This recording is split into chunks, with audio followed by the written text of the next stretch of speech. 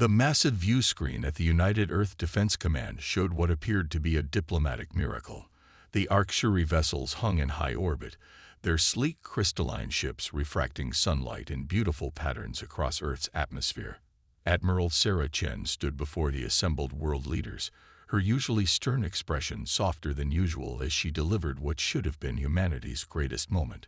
The Arcturus come offering advanced medical technology, faster-than-light travel capabilities, and clean energy solutions, she announced, her voice steady despite her inner skepticism. Something about this felt too good to be true. They claimed to have watched humanity for decades, waiting for the right moment to make contact. Dr. James Rodriguez, the lead xenolinguist who had been working on decoding the aliens' complex language, shifted uncomfortably in his seat. He had spent the last 72 hours in continuous communication with the Arcturus, and something in their patterns of speech bothered him. The translations were perfect, too perfect, as if they had been carefully crafted to appeal to human sensibilities. In the orbital station Alpha, Lieutenant Maya Patil monitored the alien fleet's energy signatures. Her enhanced display showed fluctuating power levels that didn't match the Arcturus' claimed peaceful intentions. She had seen similar patterns before, in weapon systems preparing for mass deployment. "Sir," Maya transmitted to Admiral Chen's secure channel, "I'm detecting unusual energy buildups in the Arcturus fleet. The signatures don't match their provided specifications." The Admiral acknowledged with a subtle tap on her neural implant, careful not to show any reaction to the assembled leaders.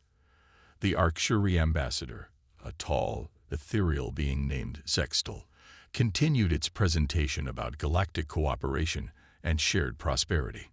In the depths of the Atacama Desert, Dr. Carlos Vega's quantum detection array picked up something else entirely.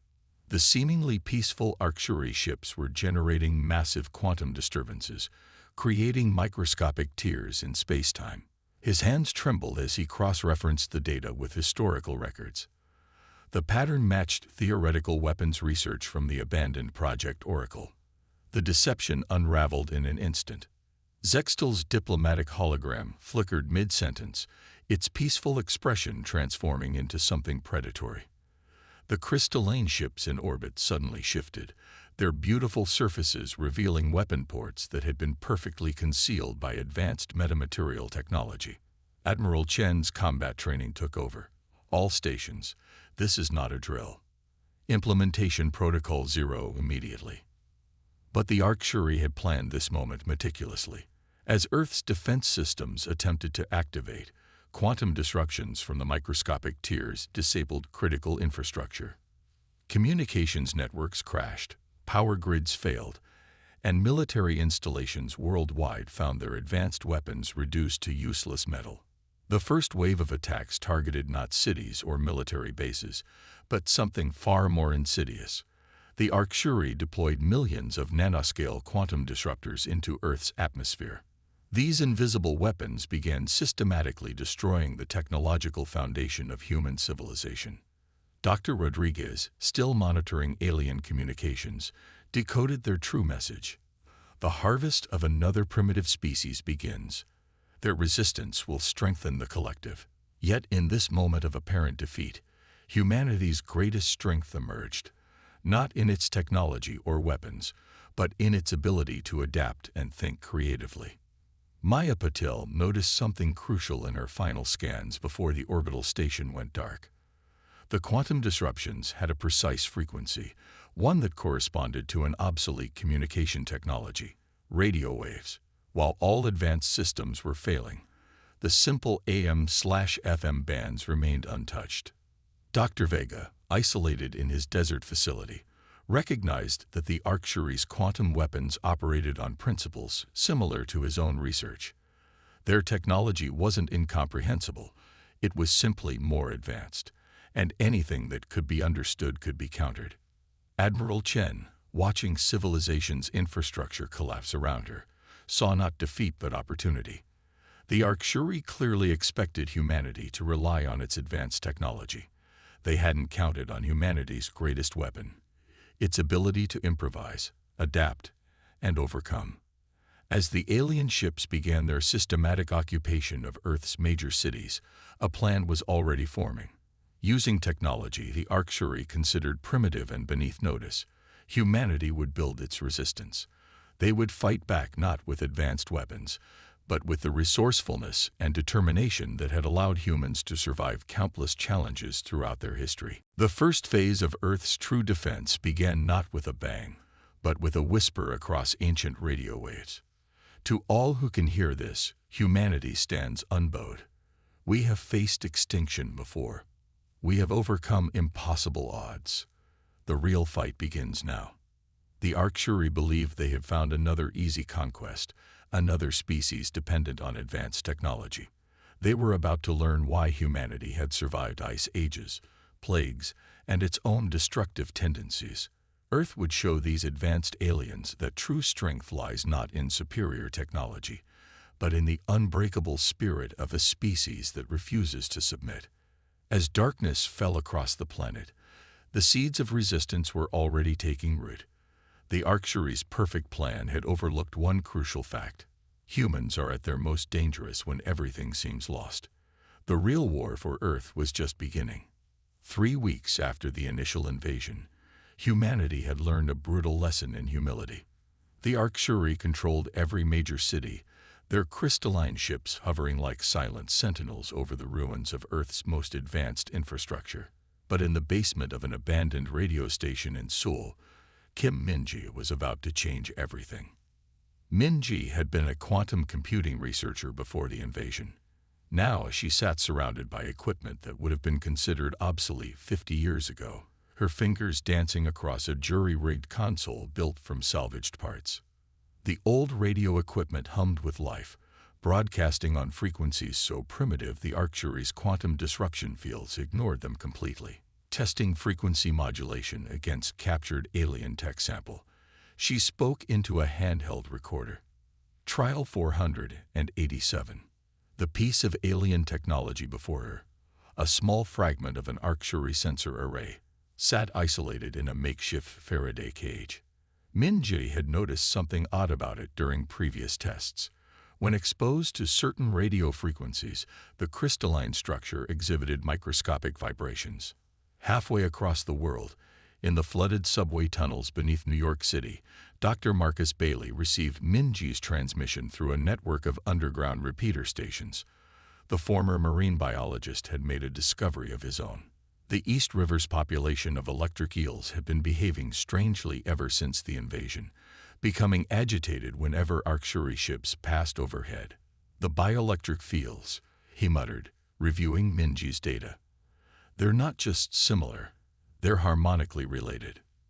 In the Australian outback, Aboriginal elder Sarah Windridge had been watching the invaders with ancient wisdom passed down through generations. Her people had long understood the deep connections between natural electromagnetic fields and the songlines that crossed the continent.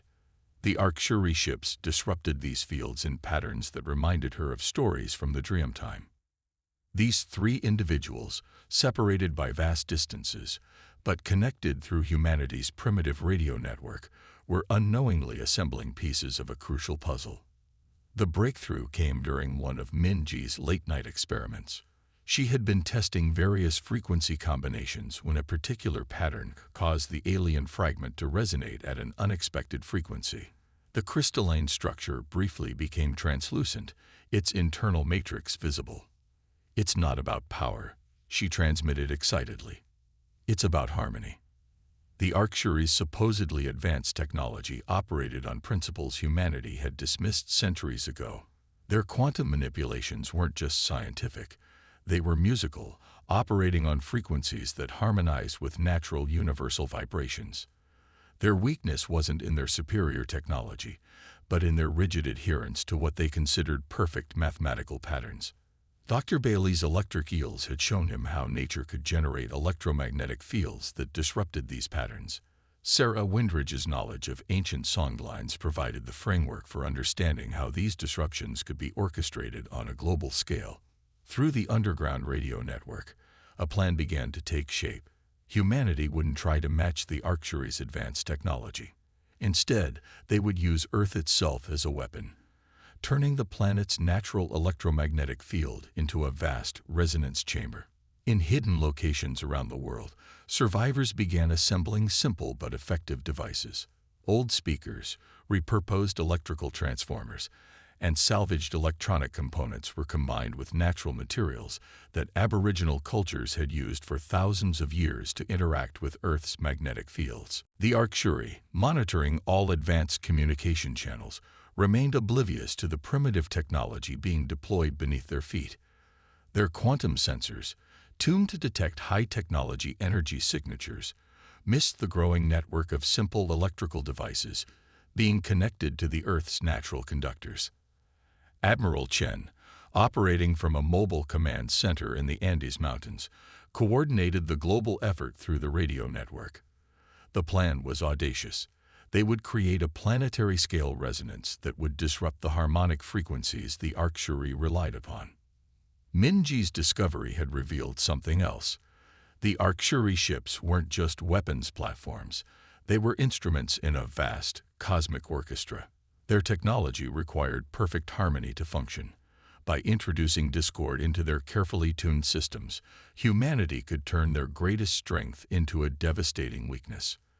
As the resistance prepared for their first coordinated attack, nature itself seemed to be joining the fight.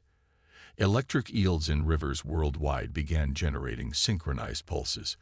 Magnetic stones in ancient sacred sites thrummed with renewed energy. The very earth appeared to be awakening to defend itself. The Arcturi, confident in their technological superiority, never considered that their perfect mathematics could be undone by something as primitive as natural resonance. They had conquered countless civilizations by attacking advanced technology, but they had never faced a species willing to embrace its primitive roots to survive. As humanity prepared to launch its first major counterattack, a new understanding emerged. Technology alone didn't define a species' advancement. True evolution lay in maintaining connection with natural principles while pushing forward into the future. The Arcturi, for all their quantum manipulation and advanced science, had forgotten this fundamental truth. The Resistance now had a weapon that couldn't be countered by quantum disruption fields or superior firepower. They had rediscovered a power as old as Earth itself, channeled through technology so primitive it was virtually invisible to their advanced enemies. The stage was set for a confrontation that would prove that sometimes the most powerful solutions are the simplest ones. Humanity was about to demonstrate that wisdom doesn't always march forward in a straight line. Sometimes it circles back to ancient truths that advanced civilizations have forgotten. The first test of humanity's new weapon came not with a declaration of war, but with a song.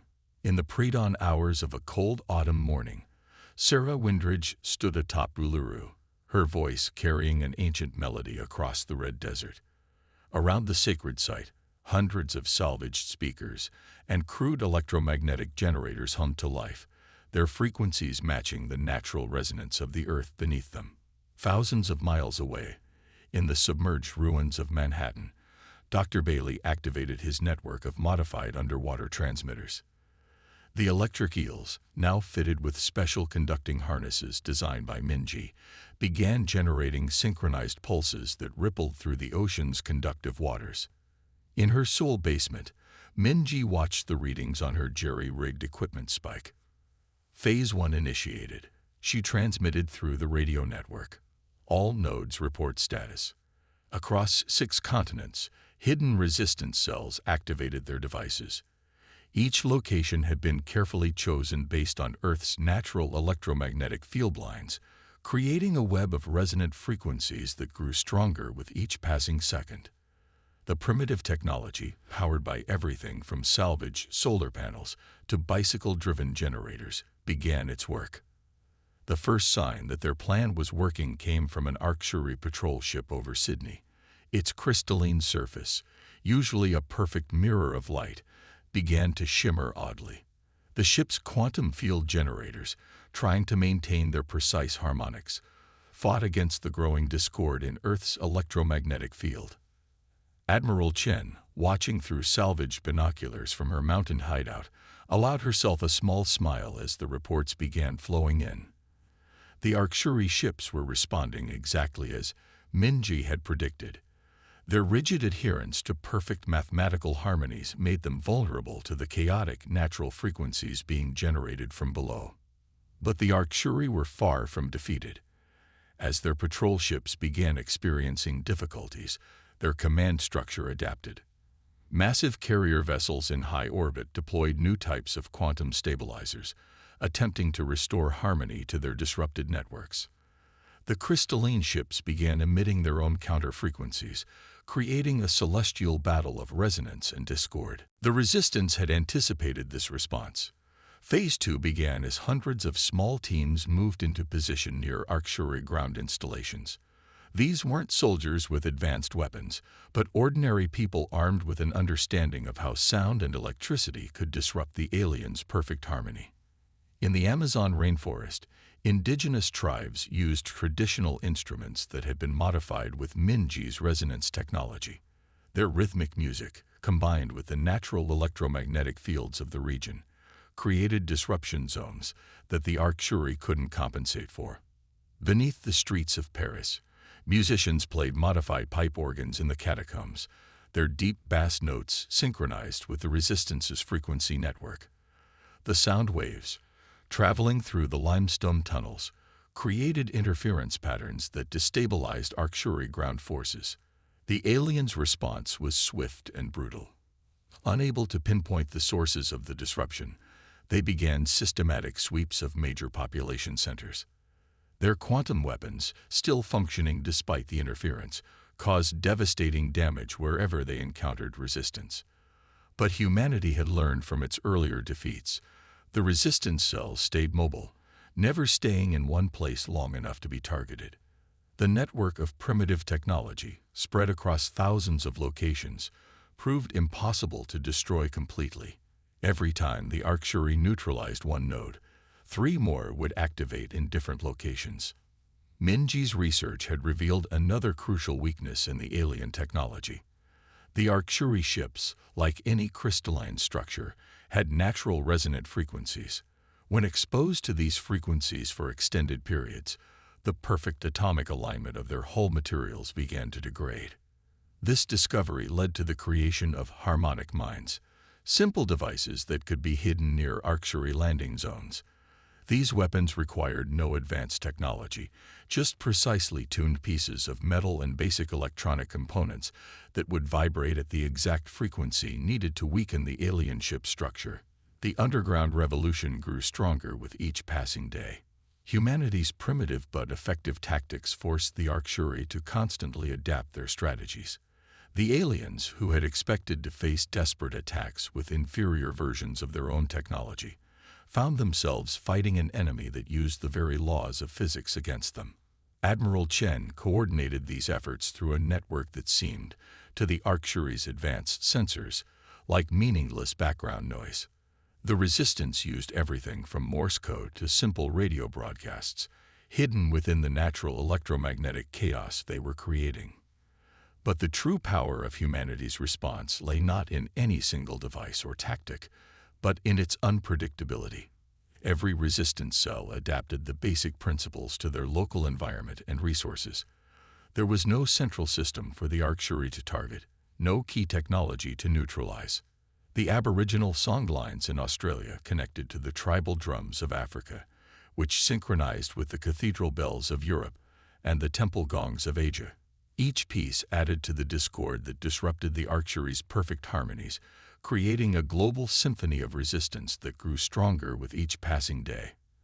As the 3rd week of the counter-offensive began, the first Arcturian ship fell. Its crystalline structure, weakened by constant exposure to discordant frequencies, shattered during a routine maneuver. The sight of the mighty vessel breaking apart over the Indian Ocean became a symbol of hope, proving that humanity's primitive but ingenious strategy could succeed. The underground revolution had achieved what seemed impossible. They had found a way to fight back against an overwhelmingly superior force. But as the Arcturians began to fully comprehend the threat they faced, they prepared to unleash weapons that would test humanity's resolve to its very limits. The war for Earth was about to enter its most dangerous phase. The Arcturian response came with devastating force. Their massive command ships descended from high orbit, positioning themselves at strategic points around the globe. These behemoths, each nearly 20 kilometers long, began generating quantum fields so powerful they distorted the very fabric of space-time. "They're trying to override Earth's natural electromagnetic field," Minji reported through the Resistance Network, her voice tight with concern. "They're creating artificial harmonic zones that will neutralize our disruption tactics." Admiral Chen, watching the massive ships take position, knew they had pushed the Arcturian to their limit. The aliens were committing their most powerful assets to the battle, revealing capabilities they had likely hoped to keep secret. But in doing so, they had also exposed themselves to a counterattack that humanity had been secretly preparing. Dr. Bailey's research with electric eels had led to an unexpected discovery.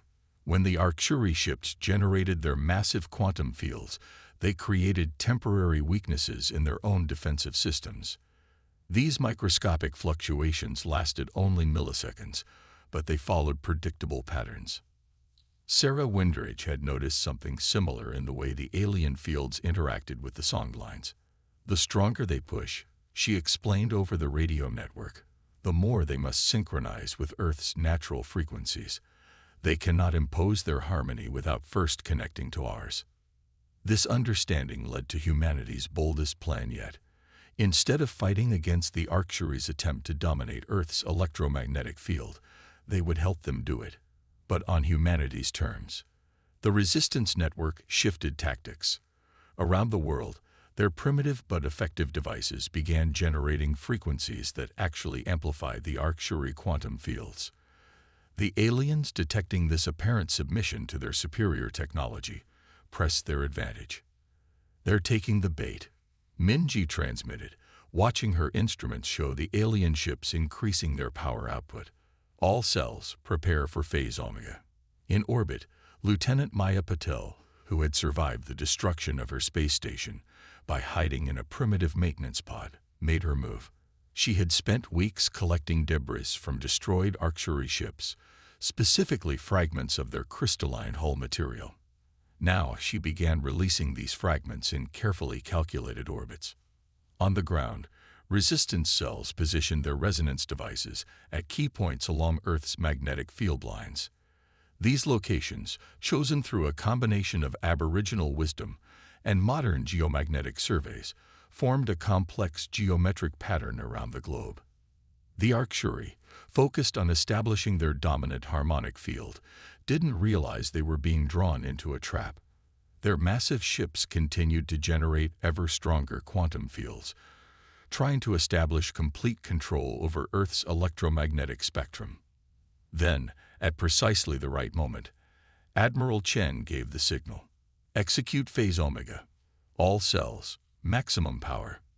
The Resistance Network suddenly reversed their frequencies. The amplification that had encouraged the Arcturian to extend their fields transformed into a cascading disruption. The crystalline fragments in orbit, strategically positioned by Maya, began resonating with the ship's hull frequencies. The effect was catastrophic for the alien fleet. Their own quantum fields, expanded to maximum power, became the conduit for their destruction. The discordant frequencies generated by humanity's primitive technology traveled through their carefully constructed harmonic network, amplified by their own power. Minji's instruments showed the cascade effect spreading through the Arcturian fleet. "Their crystalline structure is destabilizing," she reported. "The resonance is spreading faster than they can adapt." In space, Maya watched as the first command ship's perfect surface began to fracture. The massive vessel's attempt to maintain its quantum field only accelerated its destruction.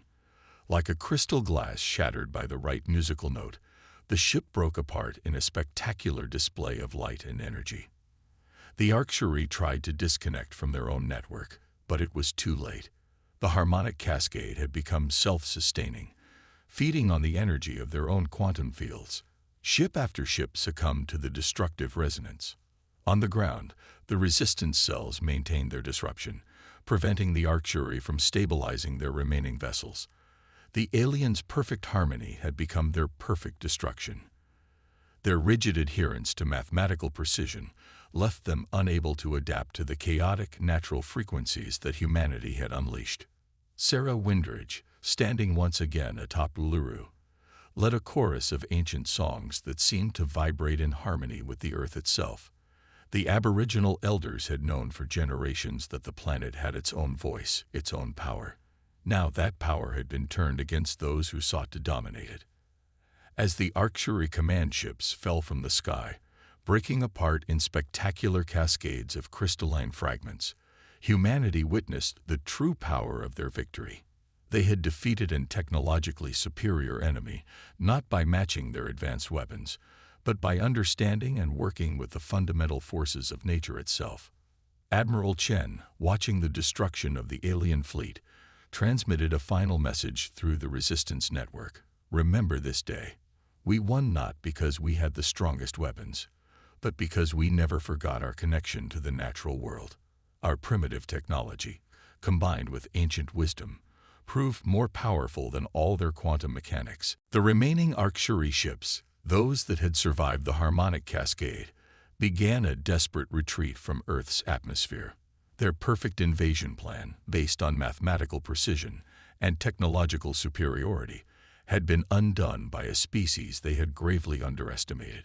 But even as humanity celebrated their victory, Minji's instruments detected something strange. The quantum disturbances created by the destruction of the Arcturus fleet had opened something in space, a rift or portal that pulsed with unknown energy. The war might have been won, but Earth's challenges were far from over. The quantum rift hung in Earth's orbit like a shimmering curtain of light, its edges rippling with otherworldly energy. In her makeshift laboratory, Minji hadn't slept for days, analyzing the strange phenomena that had emerged from the destruction of the Arcturus fleet. It's not just a tear in space, she explained to the emergency council gathered via the radio network. It's a gateway. The harmonics we used against the Arcturus. They didn't just destroy their ships. They opened something. Admiral Chen, watching the rift through powerful telescopes, saw patterns in its fluctuations that matched the frequencies they had used in their final attack. The victory over the Arcturus had unlocked something far more significant than anyone had anticipated. Dr. Bailey's studies of marine life had revealed something extraordinary in the weeks following the battle. The electric eels and other bioelectric creatures showed unprecedented levels of activity, responding to signals emanating from the rift. They're communicating with something, he reported, or something is trying to communicate with us. Sarah Windridge and the Aboriginal elders spoke of ancient stories that suddenly made new sense. Tales of doorways in the sky and beings who walked between worlds. The songlines, they discovered, carried frequencies that resonated with the quantum rift's energy signature. As humanity debated what to do about this new development, the first message came through. It arrived not through advanced technology, but through the same primitive radio waves that had helped defeat the Arcturus. The signal was simple yet profound. Children of Earth, the transmission began. You have proven yourselves worthy. The message came from the Guardians, an ancient coalition of species who had long watched developing civilizations throughout the galaxy. The Arcturus, they explained, had once been their enemies too, a species so obsessed with technological perfection that they had lost touch with the fundamental harmonies of the universe. The quantum rift was no accident. It was a test, a doorway that could only be opened by a species that understood the delicate balance between technological advancement and natural wisdom. The Arcturus invasion had been allowed to proceed not as a true threat to Earth, but as a final exam for humanity. Your victory, the Guardians explained, was not in defeating the Arcturus, but in how you achieved that victory. You demonstrated the one quality that marks a species ready for galactic civilization, the ability to advance technologically while maintaining your connection to the natural universe. The revelation stunned Earth's leaders, but it made perfect sense to those who had been at the heart of the resistance. The Aboriginal elders nodded in understanding. Their ancestors had always known that true wisdom lay in harmony with nature, not dominion over it. Minji saw the scientific elegance of it all. The primitive technology they had used wasn't primitive at all. It was fundamentally pure, working with the universe's natural frequencies rather than trying to impose artificial ones. The Arctury's quantum technology, for all its advancement, had been built on a flawed understanding of reality. Through the rift came representatives of the Guardians, beings of pure energy who took physical form to walk among humanity.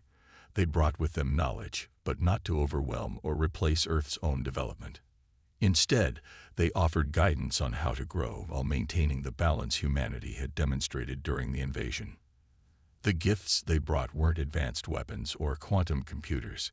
Instead, they shared understanding. The mathematical poetry of universal harmonics, the science behind the songlines, the true potential of Earth's natural energy fields. They showed humanity how to build technology that worked with nature rather than against it. Admiral Chen, who had coordinated Earth's military response, found herself coordinating something very different. A global initiative to rebuild Earth's infrastructure using these new principles. The same network that had carried the Resistance's messages now carried plans for cities that breathe with the planet's natural rhythms. Dr. Bailey's research expanded beyond electric eels to a complete understanding of Earth's biosphere as a vast, interconnected network of energy and information. The oceans, they discovered, had always been sending messages. Humanity had simply forgotten how to listen. Sarah Windridge and her people became teachers, sharing ancient wisdom that now had new context and power. The songlines were recognized as part of Earth's own quantum communication network, a natural technology that had existed long before humans walked the planet. The Arcturi, the Guardians revealed, were not destroyed but transformed. The harmonic cascade that shattered their fleet had also shattered their rigid worldview. The survivors, humbled by their defeat, began a long journey of rediscovery, learning to blend their quantum science with natural harmony.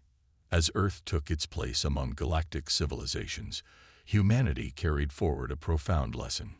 True advancement wasn't a linear path toward ever more complex technology. It was a spiral, advancing while staying connected to fundamental truths. The primitive radio waves that had saved humanity became the foundation for new forms of communication that spanned the galaxy while remaining in tune with the universe's natural frequencies.